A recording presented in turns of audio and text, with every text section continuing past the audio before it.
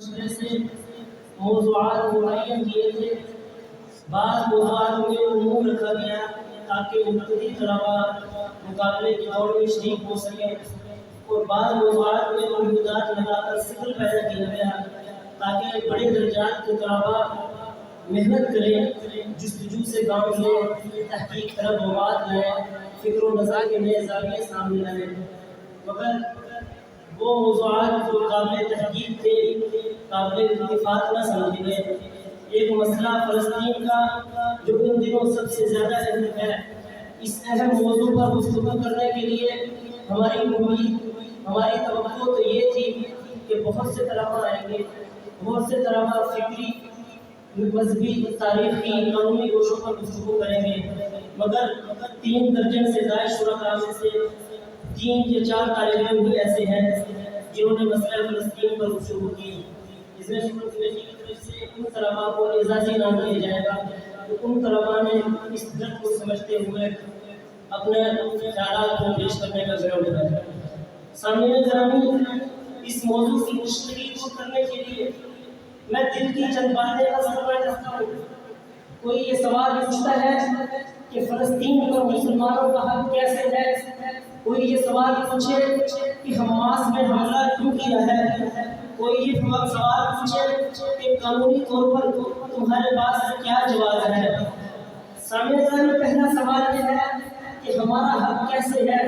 ہم تاریخی طور پر بھی فلسطین کا اپنا حق رکھتے ہیں، ہم قانونی طور پر بھی فلسطین کا اپنا حق رکھتے ہیں۔ تاریخی طور پر کیسے؟ تاریخ کی کچھ پڑھنے پڑتی ہے، پیچھے جائیے، 15ویں صدی کا آخر ہے، 1493 عیسوی ہے، ملکہ ازابیلا اور فرڈینینڈ غرناطہ کا چارج سنبھال رہے ہیں۔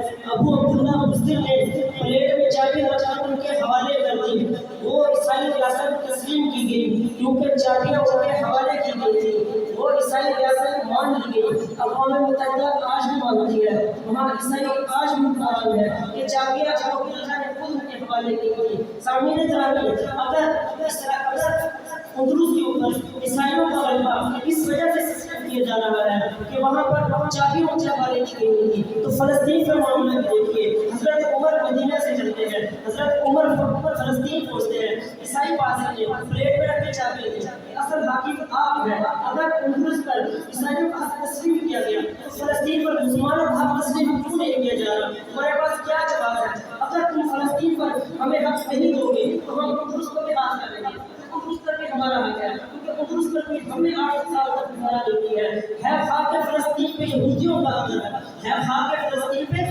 یہودیوں کا عقل ہے۔ ہسپانیہ زبان کیوں اہل ہے؟ ہسپانیہ زبان کیوں اہل ہے؟ سامنے گرامی، یہ تاریخی پہلو تھا، اس کو جھٹلانے کا ان کے پاس کوئی جواب نہیں ہے، اس کو رد کرنے کا ان کے پاس کوئی دلیل نہیں ہے۔ دوسرا حق میں قانونی بھی رکھتا ہوں، قانونی حق اس طرح جب ختم ہوئی 1968 کے بعد اقوام متحدہ نے آن دی ریکارڈ اپنی دستاویزات میں یہ قانون رقم کیا تھا۔ اس نے کہا تھا کہ فلسطین کا مسجد اقصی والے حصے پر نہ مسلمانوں کی حکومت ہوگی نہ عیسائیوں کی حکومت ہوگی، ان دونوں کے علاوہ ایک تیسری حکومت تشکیل دی جائے گی۔ تو اس کا 4 سوال ہے، کیا مسلمان آزادی سے رہیں گے، کیا عیسائی بھی آزادی سے رہیں گے، یہودی بھی آزادی سے رہیں گے، اپنے اپنے مقدس مقامات پر عبادت کریں گے، تینوں کے اوپر کوئی قدر نہیں، کوئی خون ریزی نہیں۔ لیکن آج وہ تیسری حکومت کہاں ہے؟ آج یہودی وہاں پر حکمران کیوں ہے؟ تمہارا قانون، تمہاری اقوام متحدہ، تمہاری بنائی ہوئی، تمہارا وہ مقدس قانون جس کو تم خدا مانتے ہو، اس قانون کے مطابق میں فلسطین پر اپنا حق رکھتا ہوں۔ مجھے اس کا حق کیوں نہیں دیا جا رہا؟ میں تاریخی طور پر بھی فلسطین پر رکھتا ہوں، میں قانونی طور پر بھی فلسطین پر رکھتا ہوں۔ آج آ کر چند پسندیدہ لوگ، چند عادی پرست لوگ یہ اعتراض کرتے ہیں حماس کو کیا ضرورت تھی اتنی بڑی فوج کھلا کر لے لی، حماس کو کیا ضرورت تھی کہ اس نے بھیڑوں کے شدے میں سر دے دیا، حماس کو کیا ضرورت تھی اس نے شیر کے منہ میں ہاتھ ڈال دیا۔ پہلے ایک منظرنامہ دیکھیے، پھر اس جواب کو سمجھیے۔ منظرنامہ یہ ہے کہ تخیلاتی نہیں، کتابی بات نہیں، عقل کی بات کرتا ہوں، وہ بات جو آج ہو رہا ہے بلکہ اس سے کئی گنا بڑھ کر ہو رہا ہے۔ ممکن ہے میں الفاظ میں تفصیل کر دوں۔ منظرنامہ یہ ہے، ایک ماں رو رہی ہے، سسک رہی ہے، بلک رہی ہے، ماں سے رونے کا سبب پوچھا جاتا ہے۔ ماں کہتی ہے میرا بچہ تھا، گود میں تھا، چند ماں کا تھا، اس کے ہونٹوں سے کبھی ماں کے دودھ کی بو بھی جدا نہ ہوتی تھی، اڑا دیا گیا، بچے بچے بڑے ہیں، اس بچے کا کیا قصور تھا، میرا کیا قصور تھا، صرف یہ کہ ہم نے فلسطین کا حق مانگا تھا۔ ایک بچہ ہوا ہے، بچے سے رونے کا سبب پوچھا گیا، بچہ کہتا ہے کہ یہ قبر میرے باپ کی ہے، یہ قبر میری ماں کی ہے، یہ قبر میری چھوٹی بہن کی ہے، بھائی دنیا میں کوئی نہیں، میں اکیلا ہو گیا، حق مانگا تھا۔ فلسطین میں آزادی کا حق مانگنے کو کتنی بڑی سزا دے گی۔ سامنے گرامی ایک مرد آدمی دیوار کے ساتھ چلتا ہوا، ٹکراتا ہوا، ایک گلی کی حالت میں اور خالی کی حالت میں چل رہا ہے، پوچھا وجہ کیا ہے، وہ جوان ہے، یہ حالت کیوں ہوئی، کہنے لگا کہ میری اولاد تھی، میرے بچے تھے، اگلے وقت گزشتہ شام میں جاتا ہوں، بچوں کے لیے کھلونے لاؤ، بچوں کے لیے کپڑے لاؤ، میں بچوں کے چہروں پر خوشی دیکھنا چاہتا تھا، مگر کیا دیکھتا ہوں کہ واپس پڑتا ہوں، ہاتھ میں کھلونے ہیں، ہاتھ میں کپڑے ہیں، گھر میں ڈیمیج ہو چکا ہے، ڈرون نے حملہ کیا، پوری عمارت زمین دوز ہو گئی، ان بچوں کا کیا قصور تھا، میری پوری ماں جو گردے پر تکیہ نہیں رکھ سکتی، 7 منزلوں کا بوجھ اس کو پڑا گیا، مجھے تو اپنے بچے بھی نہ ملے، مجھے تو اپنی ماں بھی نہ ملی، میں ان کو اپنے ہاتھ سے دفن کر سکوں، ان کے بے رنگ چہرے پہ لگے۔ اب یہ سارا منظر ڈرامہ دیکھیے، یہ بہت تخلیق کو زیادہ کر رہا ہوں، ابھی تو رفاع کی بیماری کی طرف اپنے آپ کو علم نہیں ہے، ابھی تو شفا ہسپتال پر حملے کا علم نہیں ہے، کیسے بازار کاٹے گئے، زمین پر دبا دیے گئے، زندہ جلا دیے گئے، ان بچوں کا کیا قصور تھا۔ یہ منظرنامہ دیکھنے کے بعد اب کوئی شخص مجھے یہ کہے کہ مسئلے پسندی سے کام لوں، اب کوئی شخص مجھے یہ کہے